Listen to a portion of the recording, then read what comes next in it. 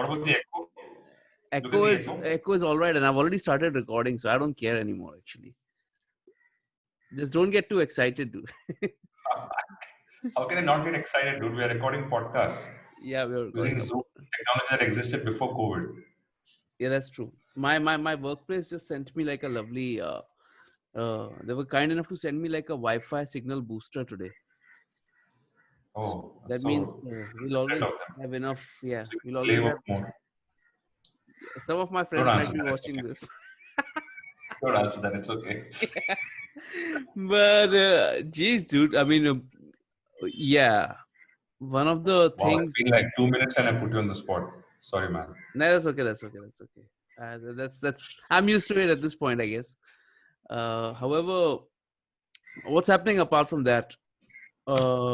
I yesterday went back and I started doing a bit of research on what you were discussing and what you and I were discussing, and eventually started reading something really, really crazy, which was, and you'll be surprised to know, the I started reading the Communist Manifesto.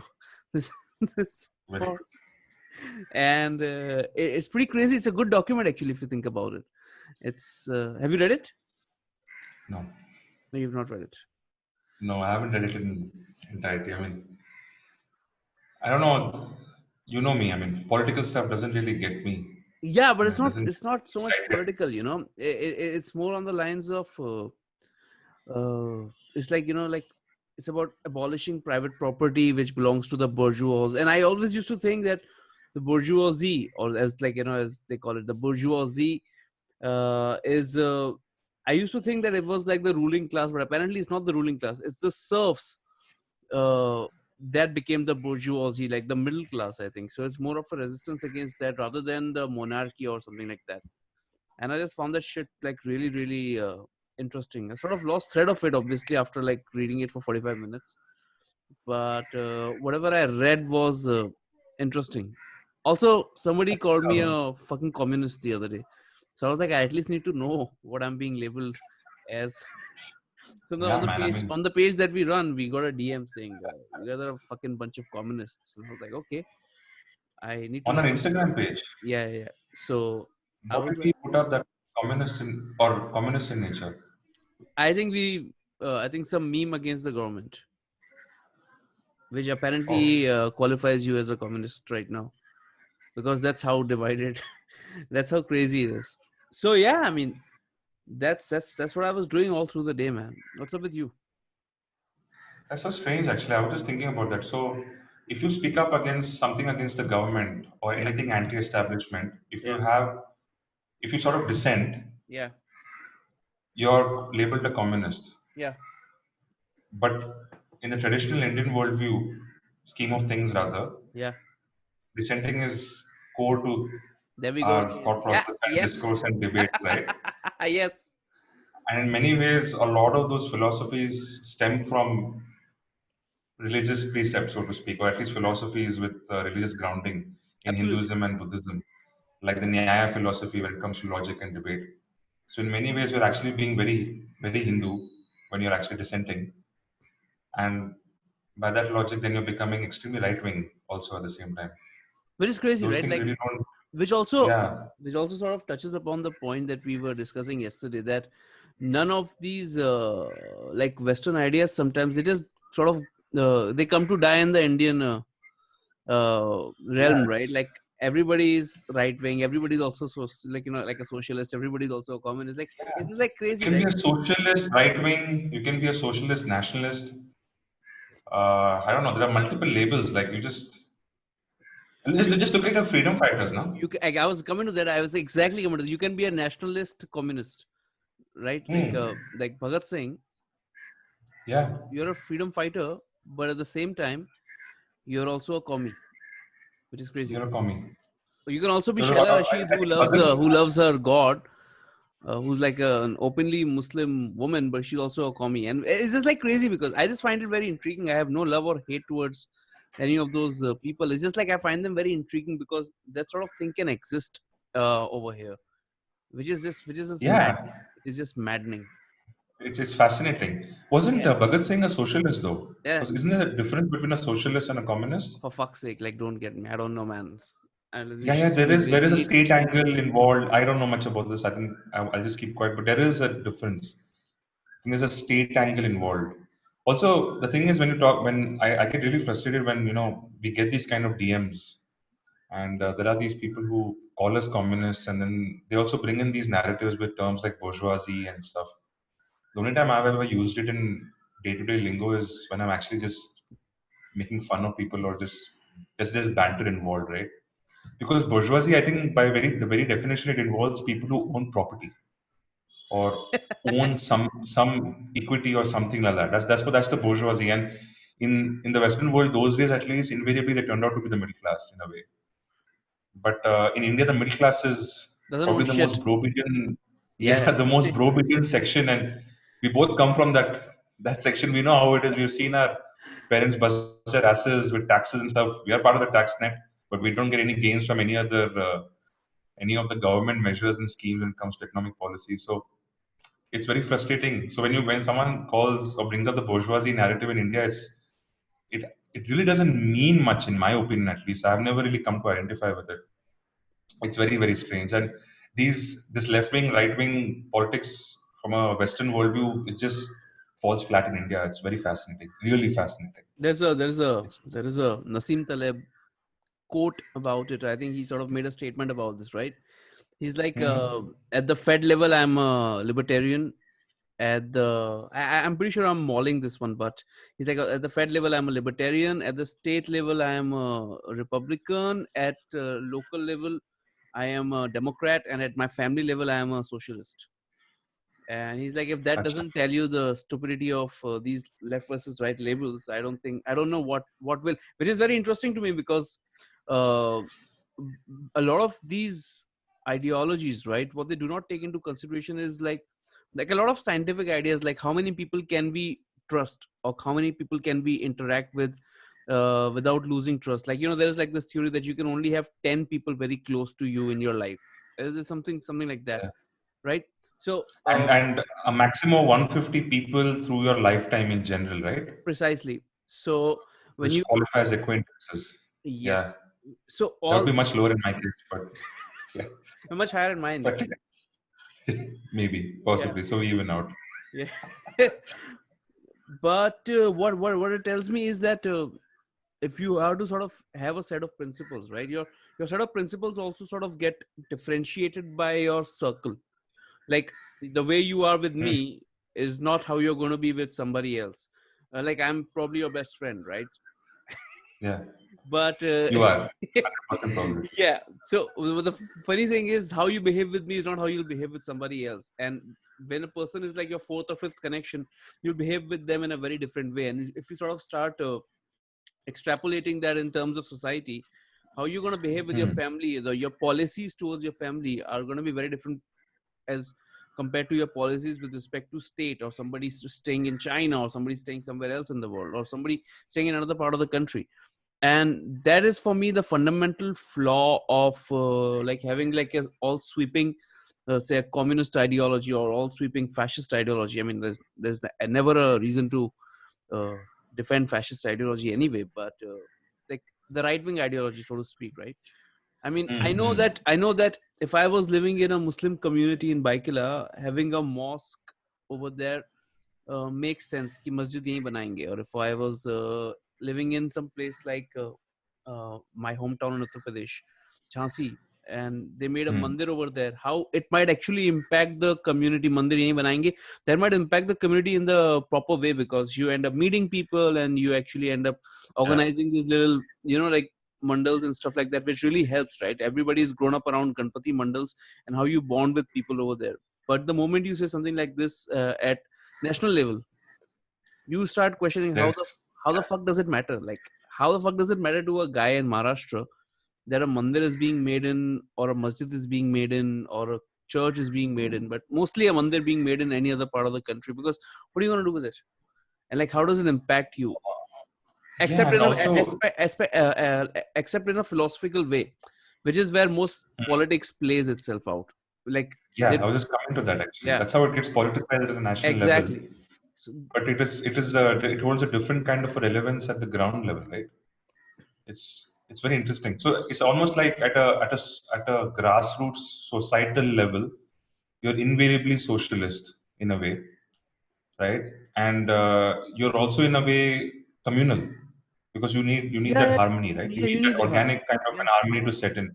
And even if it's multicultural in a way, people find a way. people find a way. People find a way. I mean, at the Gram Panchayat level, and I'm pretty sure people find their ways, at least nowadays. And I'm sure. But that's how I'm understanding it. That at a ground level, right, at a grassroots level, the reason for something like this to exist is a very positive one, which is coming together of it. And these people can, and these places can become your like the mandirs and the masjids at the local level, the colony level, can become a place for very very positive change sometimes.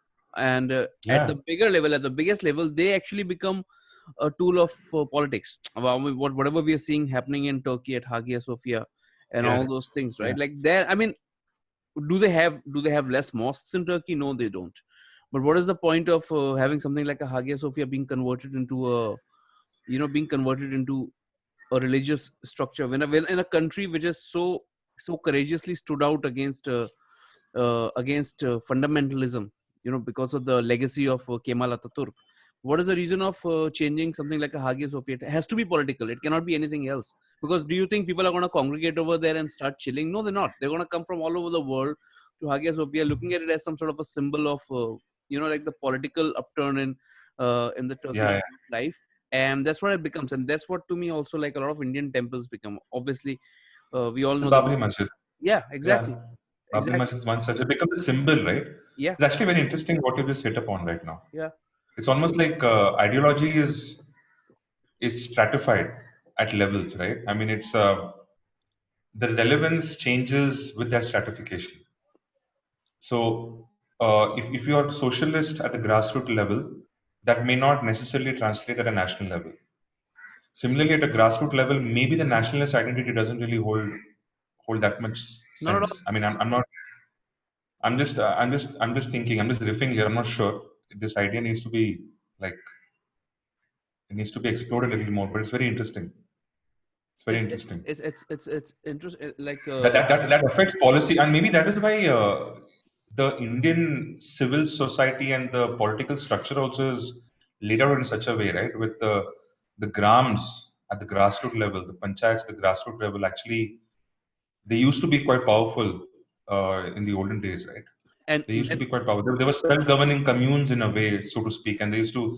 That's how it's layered. So the gram panchayats they lead up to the village level. The villages lead up to the taluka. Taluka leads up to districts. So it sort of makes sense. I mean, the people put a lot of thought behind this they when do, they they do, when they they do. wanted to like structure up the civil Absolutely. society and stuff like that, civics basically political structure. But then the narrative is where we miss out on. So I think what you're saying can be dangerous also if you rule out the need for the sort of like an alignment with the modern outlook with the way education has progressed, dialed up literacy rates, sense of awareness, access to information like internet, free information. So with all that coming together, it can have a peaceful outcome. It can have a peaceful, more logical kind of an outcome. If that can be tackled at a grassroots level, then a lot of problems can go away. A lot And of problems. there is a But model. the minute you remove education out of it, you have fundamentalism taking root. You have superstition. You have myths being exploited. Myths have their place in society at the grassroots level, but that is mainly what governs the villager's mind, right? I mean, that he Absolutely. basically looks at the world in a very different way. But if that can sort of be balanced with the educated modernist kind of an outlook, that holds a lot of value. And And maybe that is the reason why at a nationalist level communism sort of has such a bad rep and a bad history, right? Very few countries have actually sort of worked their way through models systematically, like maybe China or something. But even China has sort of played with the devil by giving way to some kind of crony capitalism some kind and of, and it's all kinds of crony yeah, capitalism. it's It's all kinds of crony capitalism. It's the heart of the growth story in a way, right? yeah. So I think it's a mix of everything. But that's a very mature outlook. I don't know if it holds any sway in India, and that's certainly not being taught in our civics textbooks. It's not. Yeah, the place where it's being taught is and where it's apparently being executed is Switzerland, where Oh, where the power gets weaker by the time you get to the top. So the prime minister doesn't have as much power over the way of people's lives as much as the local bodies have, which is very interesting. Which is a part of Nassim Taleb's Black Swan, right? What he's trying to suggest in the book is you cannot have the world become so big and so complex where everything depends on each other that everything just falls down. So if in a yeah, country, a very big country, if the and a very very where everything is sort of top down, if the president or the prime minister dies, everything sort of goes into chaos. But if in yeah, places where everything is very very small and very very localized, decentralized. yeah, Yeah, decentralized, right? So they are not dependent on each other to the point where one collapses and the other one follows. So it's not a set of dominoes, it's just more like what you call the fractal uh, uh, structures yeah, where everything is small and sort of leads to something which is similar in shape and going up and going up and going up. And then the prime minister's job or the president's job is to sort of very very minimalist, regulatory in nature, which I think is like a is the way to go. interesting.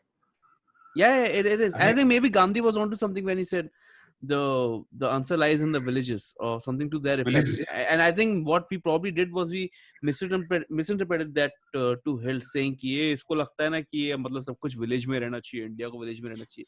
And I don't think he probably meant that. I think what he probably meant was कि the systems are already in place. You don't have to really go ahead and fuck with the systems which have been working for centuries, right? Yeah, yeah, I mean, and the thing is, these systems sort of organically evolved because the what Nassim Taleb was alluding to, the world is a very complex structure. India has always been a very complex structure, right? It's been and a it very worked. complex social-cultural entity. Like things change within a few miles, and the way people think, everything changes within a few miles, here, give or take at least. So the structures that evolved, they evolved organically because that was the only way to ensure some kind of governance all the way down till the last man standing, right, in the villages. Which is interesting when you say that this sort of decentralized, uh, self-governing sort of communes is a way to tackle any kind of a black swan, as in when the world gets more and more complex. I know Nassim Taleb doesn't agree that the COVID-19 pandemic is a black swan. He doesn't Of course agree he to that. doesn't. You know what he agrees to? But What he said was that it's not it's the reaction of the people to it is the reaction of the countries, which is more of a black swan event rather than the because he predicted again like a lot of things that he predicted. He also predicted a pandemic going through aeroplanes across the world in 2015 or 2016, unless I'm horribly mistaken. I know this very well. I've been following that dude for a long uh, time, and he said that there is global pandemic coming. So So the thing is, when you look at the best kind of countries and governments that actually reacted well to this kind of an event, right? This kind of a catastrophe. You can look at Singapore, the Southeast Asian countries. New Zealand, They are quite isolated in a way. Switzerland, did Switzerland have a good track record as well? I don't know. I know New Zealand had a fantastic track record. New Zealand had a decent track record from what I remember. Korea did really well. Yeah, yeah, Korea In is. India itself, Kerala has a fantastic record of dealing with viruses, whether it's Zika or uh, this COVID was one. There was one more that sprung up recently. I think I forgot the name, starting with N. Remember that name? No. Anyway, there were multiple viruses that come out of Kerala, but they somehow always self-contained with minimal damage and spreads. Kerala does behave in a very weird way when it comes to India, right? It's very self-sustained government. They know exactly what they want. They have their own action measures and ways to battle it, and they sort of set the standard for the entire country also to follow in many ways. It's an interesting thought. Maybe there were more. If the world was more decentralized, there would have been a better way of handling the spread of COVID, which is so strange because up until 2010, we were taught that globalization is the way to go, and the world is coming together, and Yeah, yeah. it's It's strange. It's almost like there is a limit to that. there's a limit to that. There is a I just started reading a book. I cannot quite remember the name of it. It's called, I think, the East versus the West: the last 2,500 years of world history. Basically, it just tackles the West narrative versus the East narrative. It's like that's what the author is doing, and the book came out in 2008.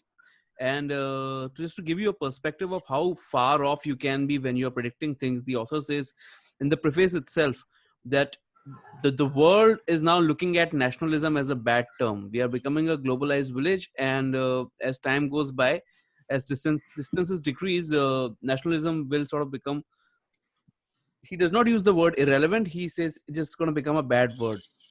Cut to Hmm. 2020, every major country in the world has got like a very strong nationalist bloc, right? India is Yeah. nationalist. America has gone like full nationalist. Like they're just like, I don't know, like a different McDonald's I think meets every different. country has gone protectionist. Yeah. England's So gone nationalist. even Boris Johnson and all these guys, right? I think Poland's nationalist right now, like hyper nationalist, and Japan already has their own rising nationalist parties. So what I'm saying is, how far off can you be in predicting the overall future of the world? Like, and that's why nobody should do that sort of predicting. Is almost like astrology. Like, it doesn't work.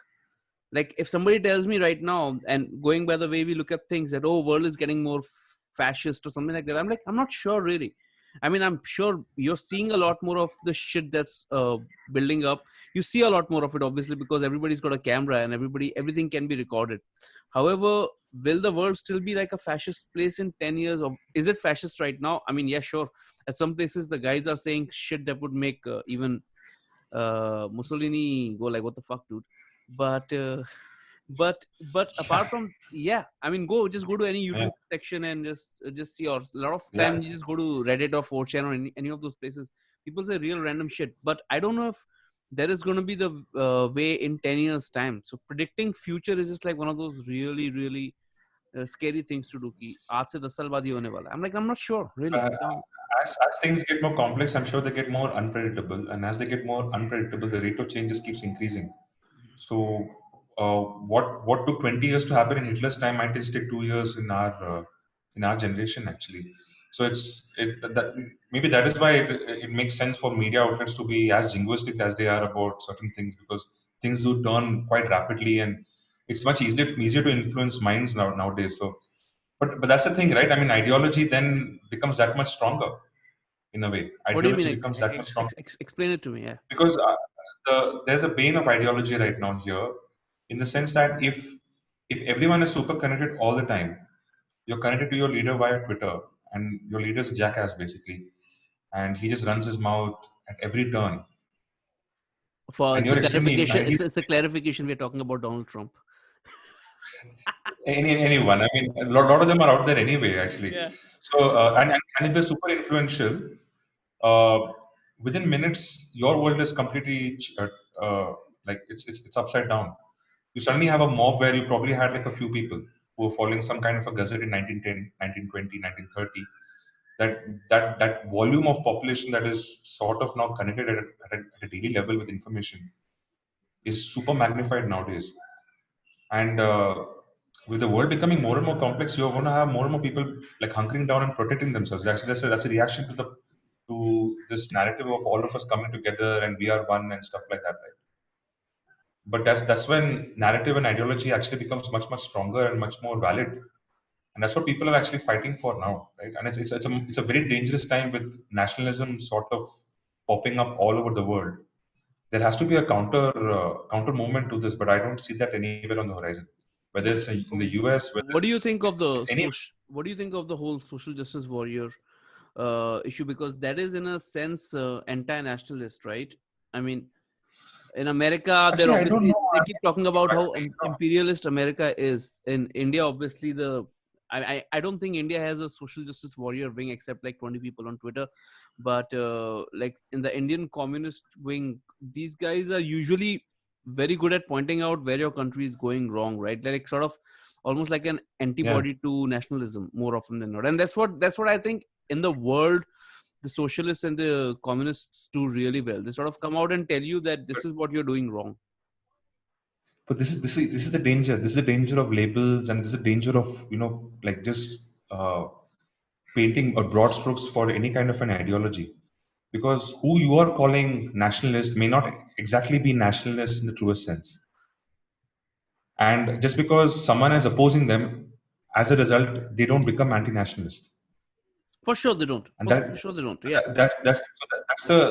there's a fine line actually, and it's a very dangerous territory. I don't actually consider, in my opinion, actually, I don't consider social justice warriors to be anti-national or a problem anywhere they are.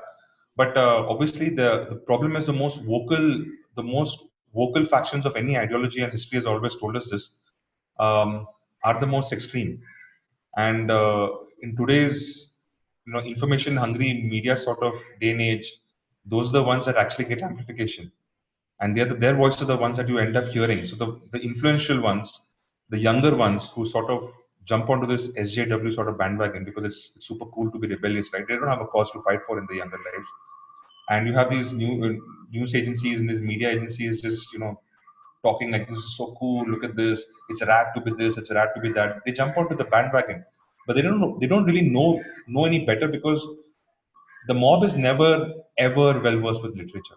They're never ever well versed with central ideas, and that's a fact, and that's a problem, which is why good leaders are so crucial. And right now, there's a serious dearth of good, strong, morally strong leaders right now in the world. We don't really have many voices. Like the Mandelas are gone. I'm sure there are plenty of other people. I'm not able to remember them, but they're just gone, or they've just become they're mute now. The problem is now what is not what needed to be decentralized is not, and what needed to be centralized is not. That's a problem. So while political structures need to be more decentralized, narrative and thought needs to be more centralized. You give any Tom, Dick, and Harry any kind of a mic, and if he's not well versed with literature, if he's not well versed with philosophy, if he's not Platonian in that regard as a thought leader, there's a problem. And now the problem is, at least with the SJW movement, from whatever I've seen, there are just too many leaders everywhere, and it's just become too fashionable, and no one really knows what at the core of it is identity. And if you fuck around with identity, and if you politicize identity at any level, there's always going to be a problem. Look at throughout history, every catastrophe or every tyrant who has instigated war, pillage, plunder, rape, or even economic war and socio-economic destabilization has played on identity. Identity is at its core. So the Nazis had their identity, they had their symbols. If you go to Genghis Khan, you go to Timur, you go to anyone, they all had their own individual identities which they wanted to impinge on the world. And for whatever reason, they had their armies who jumped on the bandwagon, and they did horrible, unspeakable things as far as humanity is concerned. But the mob is never well versed with literature, and the SJW movement, at least in America, if that's what you're referring to, where it's taken such a stronghold now. Uh, there is there is that is where the whole destabilization sort of angle comes in, and it's very dangerous for from that angle. Yes, it can have an anti-nationalist kind of a bent, but at its truest core essence, I know what the SJWs are all about, and I have some kind of a sympathy for them. I know what they're talking about. It's just that eventually, as you sort of jump the stratified ladders, right, of ideology, it gets politicized, and the whole movement and the narrative just goes for a toss, and they lose their cause without knowing it. They think they're fighting for something, but they're actually not. Who's really talking about LGBTQIA kind of issues now? It's not. It's just that you are against these principles, so you're a bad guy, and we have to fight against you. But no one's really talking about the core issues at hand. In India, also the LGBTQIA community, I mean, they don't really talk about the really, at least it's not in mainstream. No one's talking about the forms. Um, I'll give you a very small example, okay? When I was stuck in Bombay for COVID and had to come to Bangalore, it was me who had to fill the form online. My wife couldn't do it because for Bangalore, if they had to fill up a COVID form to come into the state, a woman couldn't fill it because there was no option for traveling with husband. There was only an option traveling with family, wife, kids. That's it. That's fucked up. It's really fucked up. But at these levels, and what are these levels? These are formal levels, right?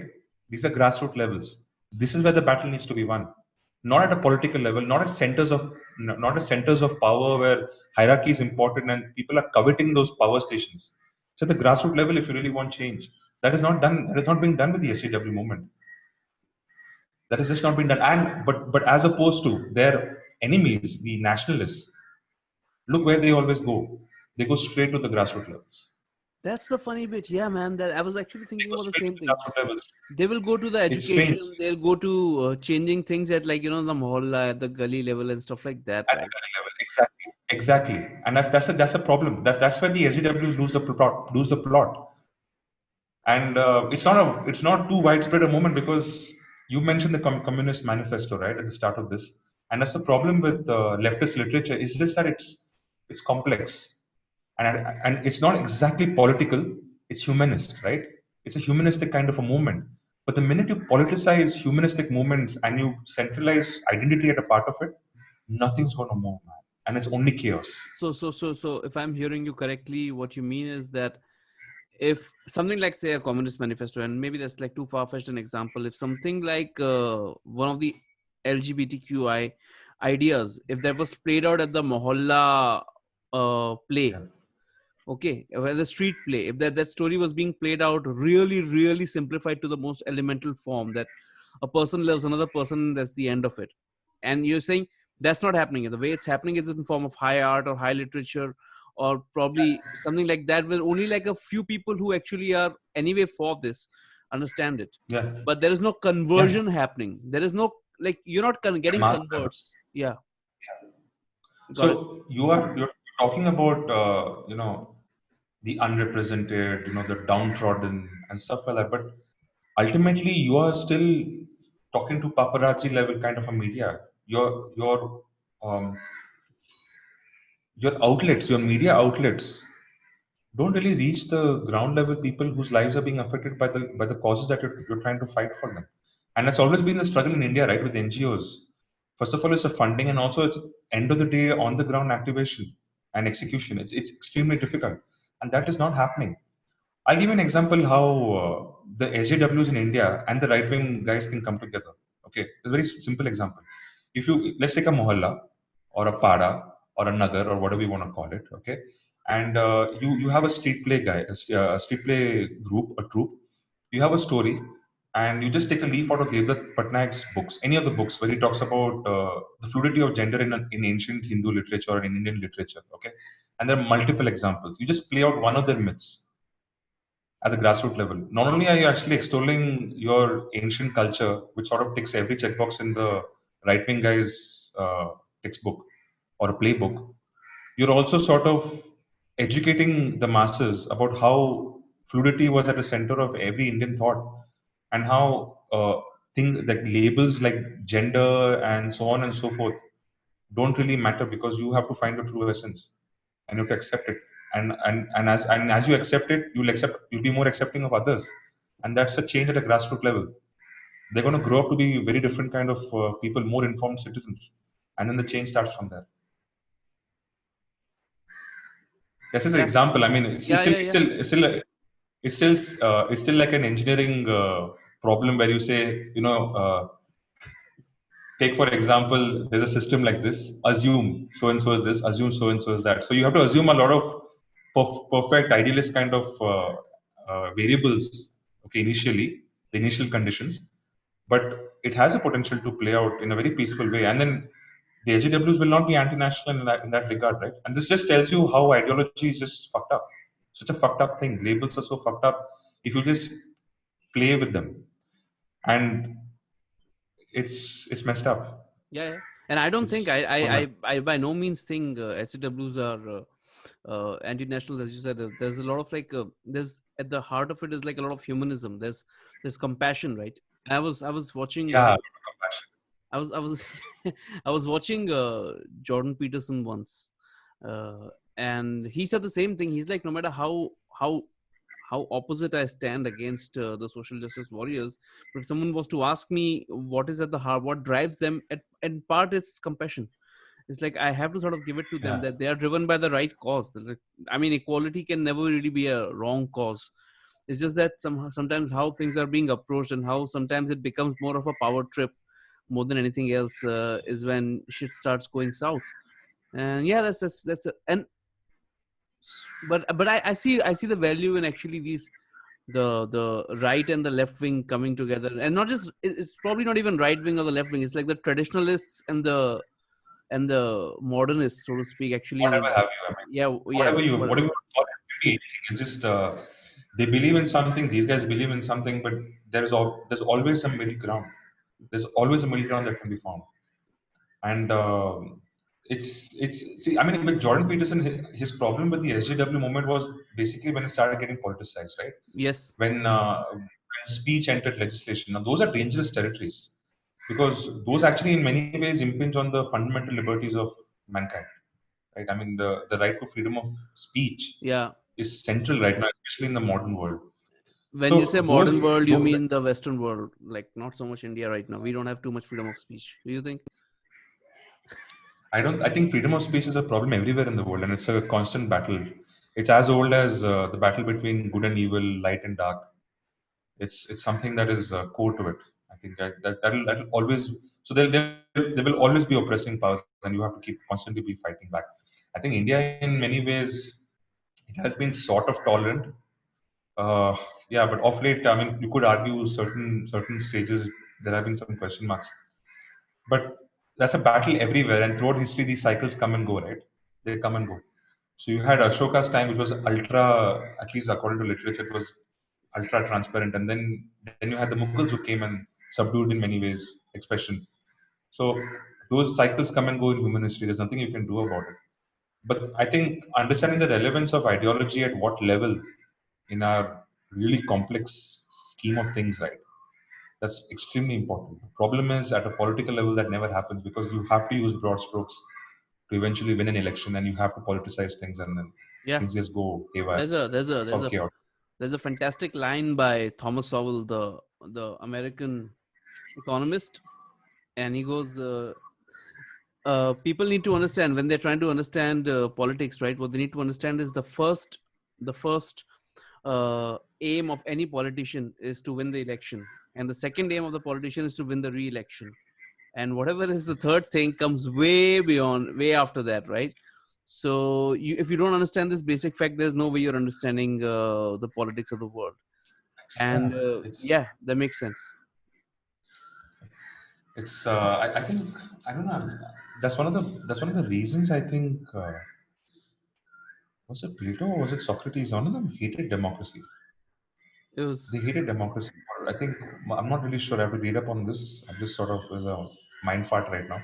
But a prominent Greek philosopher denounced democracy for this very reason. And I think it was Plato because he always argued that it should be, I think it was in the Republic. He always argued for a philosophical king for these very reasons. So that's the thing. I mean, ultimately, as from a leader's point of view, you need like some kind of a centralization. But from a governance point of view, so there's governance and there's policy, right? From a policy point of view, I think there should be a more centralized thought because ultimately that is what's going to drive change. But from a governance execution point of view, it's really up to the. It has to be decentralized. So it's a very complex world, man. It's an extremely complex world. And in India, it's super messed up. It's not even a. It's a federal structure, right? So it's very weird, it's and that's a problem. So I mean, from if you were to ask me about SJWs in India, we don't hear much from them. It's just mainly the that's what I said. Gujarati, right? it's And it's mainly it's 20 people on the Twitter. space, yeah, and it's some Bollywood actors here and there, or someone in the media who's sort of like. But the real people who are doing the real work, they don't get any kind of screen time. They don't get any kind of. I don't think that they want it also.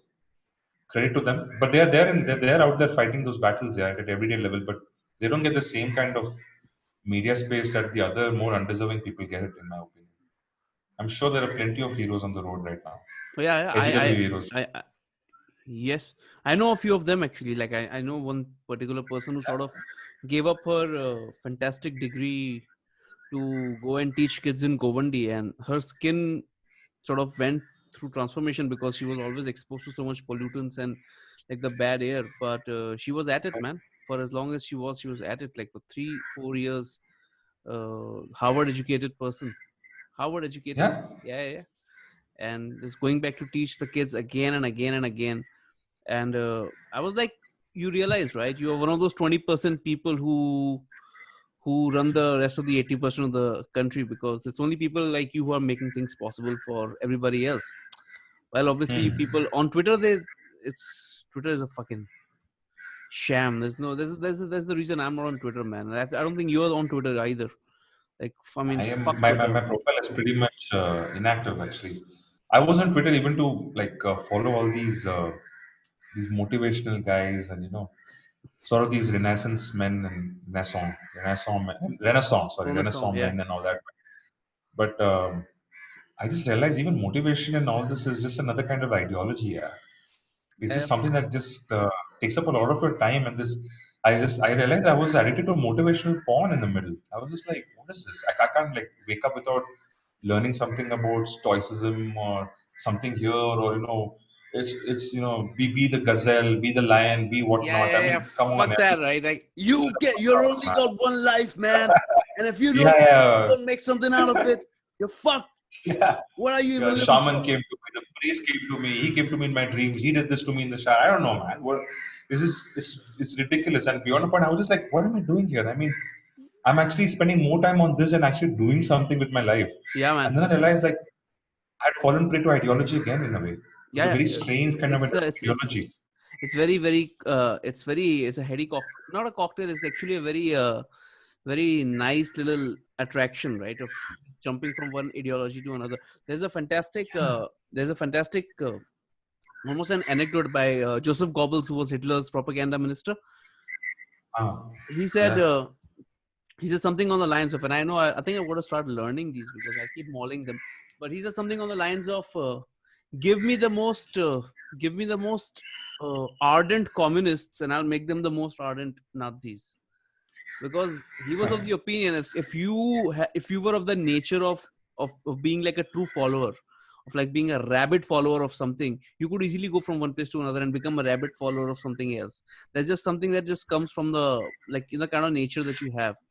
So, and you see that around in your family also, right? People who follow like one guru too much, and then they'll be like, "Abhi, that's not my guru anymore. I have another guru right now." And you're like, Yeah, yeah, yeah. why are you doing this, right? Like, why are you doing this to yourself? And but those people have already always existed. There's actually a fantastic book about this by Eric Hoffer called The True Believer, and Eric Hoffer wrote it, I think, to in 1954 or something, to explain the rise and fall of Nazism.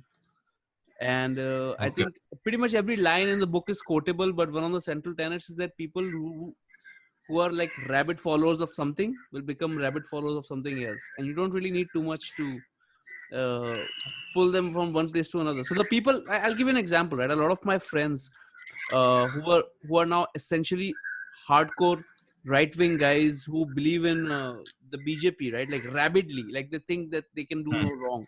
But the same guys who, when India against corruption was happening, were like hardcore fans of Anna Hazare. And I wasn't sold then. I'm not sold now. And I'm like, you just went after this guy, like thinking that he could do no wrong, and now you're after another bunch of guys who you think can do no wrong. And I'm pretty sure like 10 years down the line there'll be some other batch of people There'll who be you somebody else. Yeah. who you think can do no wrong. And how many times that you probably get to live 6 decades of your life, right? Like if you spend 4 decades just thinking like that, that's a very scary waste of time for me. It's something akin to like an I guess it's at the core of it is an addictive personality in many ways, right? I mean, the mob needs this opium. It always needs its opium, and yeah, it just sort of plays out that way. So if you're an addictive personality, you'll be like hooked onto like say workouts, health and fitness, and the minute something happens and your journey is derailed, you just straight away turn to the bottle, or you turn to some drugs and turn to some other kind of an addiction. But you always need that, right? You need something to The believe in, rush. or at least some kind of a purpose, or something that gives that rush on at a daily level. The That's why a mob always lot needs of this these opium. That's long very strange. also it's a Yeah. personality thing, right? A lot of our like I know that you are into it, and I'm also into like long distance running and running in general. A lot of these guys who have become long distance runners were at some point drug addicts in their life. So there's this Yeah. lady called Dirt Diva who used to be like this hardcore into drugs, and now she's clean, and Hmm. now her way of coping with that is obviously running 60 kilometers a day. Like, that's messed up, right? But that's amazing. I mean, it's amazing for her. There's another guy, right? I think his name is Timothy Olsen. Timothy Wilson. I was going to call him Yeah, out. So yeah. he was in a pretty bad shape. I think he almost went to jail or something like that. He has a pretty amazing story. But then the thing is, in many ways, they just transfer their addictions, right? And And there's maybe another that's a guy good called thing Rob. I don't know. I guess it's a good thing. You just in know, their find case. another channel for it. Yeah, it's because ultimately he's had a very positive impact on society also because he runs these camps now. I think running camps where he sort of tries to get people on the right path and stuff. I follow him on Facebook. He's actually reduced his updates of late, but yeah, he was pretty vocal on Facebook. And another guy called Rob Kral, who's battled depression for the longest time until he Yes, discovered running. the big In a beard way, he guy. was able to transfer that addiction. Yeah, really cool beard. He was able to transfer his addiction to pain from via a different channel eventually. So he calls it. I mean, he says ultimately when I'm running ultra marathons, I reach a space which is no different from the space I'm in during my depressive spells. That deep dark place is what he keeps calling it. But then he's just found a medium and a way to channel it and sort of triumph in life. But that's exactly what ideology is, right? It's an addiction. It's something because if you don't forge your personality and you're extremely individualistic, let's face it, large parts of populations are actually collectivist in nature. They want to be Yeah. like that. Individualism They need is ideology. They one need of the identity. They need individualism, one that. of They the need that. scariest thing ever. Like, to be like a true individualist, like, can you be that? And that's like a philosophical question by itself, but I don't think a lot of people, including ourselves, can be like true individualists. Like, a very scary place to be in. Like, I mean, how much are you? It's weird. Yeah, It's very weird. Being true to self, so to speak, right? It's a constant endeavor, in my opinion. It's a zenith. I mean, I don't think people ever achieve it. It's just a journey. But there are quite a few people. I mean, the MMA fighter Tony Ferguson. I'm a big fan of his. And when he was facing Justin Gaethje's coach, Trevor Whitman, is a genius man. So he actually called it out. He said, "Men like Ferguson are very rare, so true to self. They just can never lie to themselves." And in many ways, they sort of trailblaze, right? They are the geniuses, or they show a different way of bringing a different perspective to whatever they're doing. In many ways, and ultimately, that is very anti-establishment eventually, and that sort of again threatens ideology in many ways the minute you bring in a different perspective. So yeah, I yeah. mean, Ferguson even fights like I've never seen anybody fight like that. I mean, whatever MMA I have seen, I haven't really seen anybody move so fluidly and almost like he's got his own movements defined, which are not from a yeah, textbook. they're not. But the things he does in training, from whatever little I know about MMA coaching, at least coaches just say no, that's just madness. But he does it. He basically cut weight before the Justin Gaethje fight in April. The fight eventually got slated, I think, in May, and he again cut weight. So he basically cut weight in like within the span of month. 1 month he cut weight twice, which is basically MMA no. Any coach will tell you that apparently, but he still went ahead and did it. He lost the fight, but he did it, and he was breakdancing in the hospital room the next day. So these guys are like, but how anti-establishment is that in the world of MMA in many ways? But that's just boss level, right? But then these are the kind of guys who threaten ideology, and eventually they threaten the very power structures that the mob sort of has built in many ways or relies on. So I guess it's just a constant battle. It'll always be a constant battle. Yeah, man, those India is guys very different. exist. Yeah, I mean, but those guys exist. Think of all the social reforms, right? All the social reforms were championed by people suddenly who just like shed Fully, light. Like yeah, Fule, I mean, coming out of exactly. Fule nowhere. was Yeah, like, yeah, insane. Fule was such a feminist in many ways those days. yeah. I mean, and a lot of what they were saying at that point was like, hey, why the fuck is this guy saying this, right?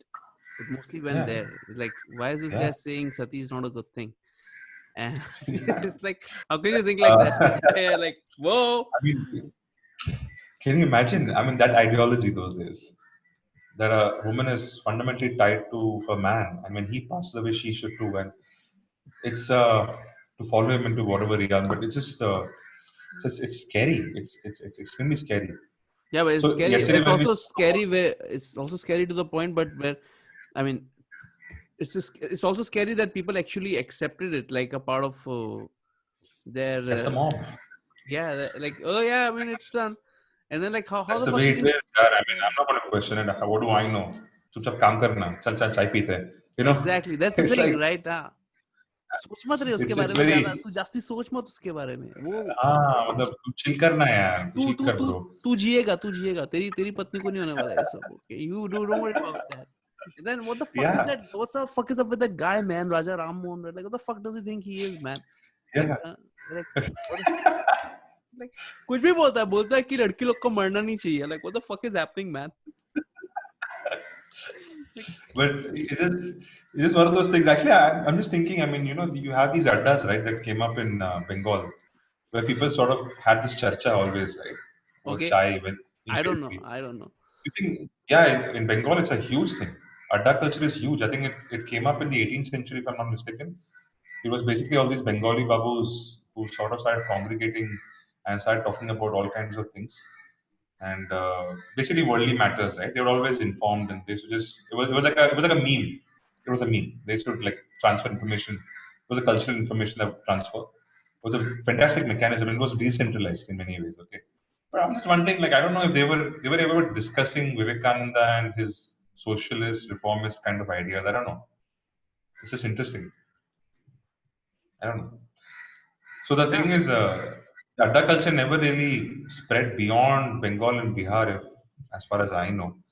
But then you had some coffee places sprouting up across the country. But that spirit of discourse and debate in Bengal was unparalleled those days because, in many ways, that was sort of the epicenter of the British Raj, right? The scheme of things, they have centralized most of the powers in that part of the country. So it was a reactionary kind of a moment where the Babus would come together who Babus used to spend all their days sort of under slavery. Okay, but they used to come together and they used to wax eloquent, thinking that they are somebody end of the day. It was sort of almost like a self-deterministic kind of a movement where they used to talk about things. so do you think I'm just it was wondering a if reaction to the British is what you're saying? I mean, in, you I think I remember I read some articles about this, about how it functioned as a meme, and also from an self-deterministic point of view, these babus who were basically ordered around. Okay, but they could come and then they could actually talk about something that mattered, something high culture, which is held in very high regard in Bengali society, over chai, and they could impress people. They could go back home feeling good about themselves. But that sort of spread in many ways, and today that adda culture is still celebrated in Calcutta. I don't that's know about the rest of Bengal, but it's that's what the celebrated French in. that's what the French did when they were at one moment surrendering the wars, and the next moment they were also philosophizing existentialism. French cafes and stuff, right? That's where they used Yeah, to congregate all the yeah. leading intellectuals and stuff. And yeah, I mean, yeah, it's very strange. It's very strange that people eventually come together and start talking about this stuff. But again, Yeah. at the core of most of the discussion is ideology. Maybe it's just inseparable. I think Maybe it's like inseparable. I think having an ideology is fine, but maybe if you can be more accepting, I think a pluralistic kind of worldview with an ideological bent would be the right way to go about it, or the that's a best possible chance we have. that's funny because I mean, I know when you say that you have to be more accepting, because the way I look at it is the way internet sort of behaves these days. It's like, Hmm. and it's almost low culture, low brow to say this, but like uh, the meme pages and the people who run these little pages on Instagram and Facebook and all these places, right? People who belong to a certain ideology, they don't believe in what you're saying. Like they are like, oh really? Should I be friends with a guy who thinks that everybody in minority should be killed? Really? Like in that Hmm. sort of face. Hmm. Do you think I should be friends with you? Oh fuck off, really? And at the same time, some nationalist guy will be like, do you think I should be friends with these fucking commies who want to break up the country? And it's like uh it's such a crazy atomizing of somebody's overall thought process into like a meme, Yeah. right? And all the Yeah, it's a memes are, pellet, right? Which you can just shoot away, and that's it, yeah, that's finished. like ho gaya. And I'm like, हो ye गया. thoda it's like थोड़ा सा चूतिया लगता है, because you think that now would be a good time for people to actually go and see what the other person actually thinks, or maybe read up a bit more. But no, the fact that memes have become such an important part of the discourse, I mean, it Hmm. serves in a good way, obviously, because, and one of the reasons I stopped making memes completely, if you see, I mean, that really sort of, because yeah, you can write a long essay, and then some fucker will just come and like make one little meme about it, which will not capture even like 1% of the essence of what it was supposed to say, right? Like, and that's the reason why sometimes I'm like, what the fuck? Like, why are you discussing politics based on memes? It's like, it's so stupid. It's like, it's become really stupid right now. So some ideas are complex. Deal with it. You cannot explain them simply. Like, you And cannot, then cannot. certain things cannot be handled without discussions and agreeing to disagree, and that's a fact. And if you want to take to guns and violence and politicization and stuff like that, then well, there you go. That's the mess in the world right now. Yeah. It's And memes have something to do with it, man. Memes have a lot to do with it. I mean, I mean, Memes are powerful. Memes are extremely powerful, and memes. I mean, nowadays, so meme is what is a meme? I mean, meme is not is a, like yeah, it's not like those formats that we have, right? It's a picture with some caption and some images and some information is just coded and people laugh. It's not like a jocular kind of a thing. It's not about jokes only. Right? Memes are basically packets of cultural information, the smallest unit of cultural information that is sort of that can get carried put out, out can there. get carried away, like can be carried Can forward. get carried away, can get replicated, and through Chinese whispers, it becomes a bigger thing than it is, and then you have like a movement. I mean, that's basically what it is. It's sort of analogous to our own genetic structure. And that's what I think it was Dawkins. Dawkins wrote about a selfish gene. That's when he talked about it, and it became a separate field itself, mimetics and stuff like that. So, but memes are extremely powerful today, and they're completely being misused in many ways, but then you can't control that. I mean that I can accept that as well. There's just the only problem is there's no counter narrative in place, so you can't really complain about these things. But yeah, it's funny, but they can also be extremely damaging, and they're shown to be extremely damaging. Yeah, they can. I But mean, obviously. but those things happen. I mean, just because someone has a narrative, that doesn't mean there can't be a counter narrative. It's just that there's nobody else plugging the gaps there. So yeah, I mean, it's fun to sit like an observer and just look at all these things happening also without being involved as much as possible. Beyond a point, you can't. You have to be. But yeah, thing is, if you're without an ideology, okay, without some kind of an ideology, then who are you? What are you? What's your place in society? What's your place in your family? What's your place in your group of friends? What's your place in at your workplace? Larger societal framework. Who are you? What are you? That's another problem. So you can't just walk around saying that I don't believe in this, I don't believe in this as well. You can't be a fence sitter all the time. That's So the it's reason a why. That's the reason why centrists get such a bad name, right? Every once in a while. because you're called nobodies, right? Yeah, You're but always called nobodies. I do think there is some honor in being a centrist more often than not, because sometimes this is what we started off with, right? It's like a super complex world. How do you claim to know everything about everything and then say these are my opinions on these things? Like, no, you cannot have an opinion. Like, I cannot have an opinion on things like how less like the economic policy, right? Like, I'm not an economist. I know basics of it, but I cannot have an opinion on what Raghuram Rajan said yesterday. Like, I cannot give a fuck because I don't No, unless understand. you educate yourself. Unless you educate yourself, you can have an opinion. It can still be wrong, but you can still have an opinion. But then whether you're right or wrong doesn't matter as long as the other person is accepting of it. And you're accepting of the other person's point of view as well. And maybe you guys can learn together eventually. I don't know. No one's really an expert. Like you're never going to talk to a Raghuram Rajan in your life. Let's face it. The person you're talking to about economic policy is someone who probably knows at max 10 to 15% more than you already do. Yeah, I guess that's true. So you can actually grow together, but no one really looks at it like that. So I mean, the number of times in my life where I've actually tried to provoke discussions and I've just been accused of being, an argument monger in many ways. It's just that beyond a point, people have their limitations and they can't really expand, and they have to hunker down and they have to insult you eventually. They have to insult you. They have to set the cat among the pigeons, and then it just the whole discussion goes into some other. like Yeah, on from some there other it just tangent. goes ki teri maa ye, tera Yeah, baap wo, teri behan ye. something like that. Yeah, I mean, invariably, it's like you're a piece of shit, and that's why you won't understand this because you're a piece of shit. You're a privileged upper class male Brahmin, all right? Stuff like that. Okay, Oh yeah, yeah. That. I Oh, don't of course. expect you to understand the problems of Yeah.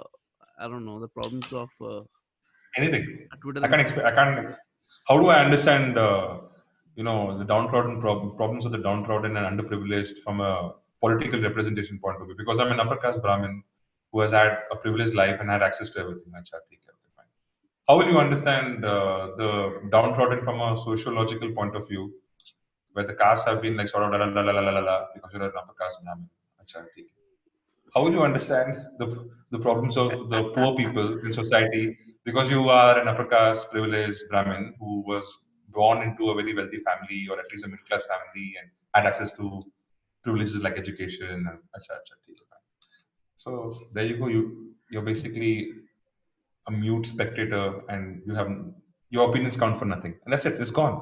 The minute you actually. bring in ideological bents, you colored arguments with labels, you're screwed. You're screwed. And then they go back home thinking they won the argument. But neither Yeah, of us has actually grown in any way possible. We it's a only waste of hunkered time. down more with their Yeah, ideology. Yeah. Me bad mouthing their ideology, them feeling superior, like, look at this. I just like burned him. I destroyed him with the argument. hashtag You know? destroyed. Yeah, Hashtag destroyed. Yeah.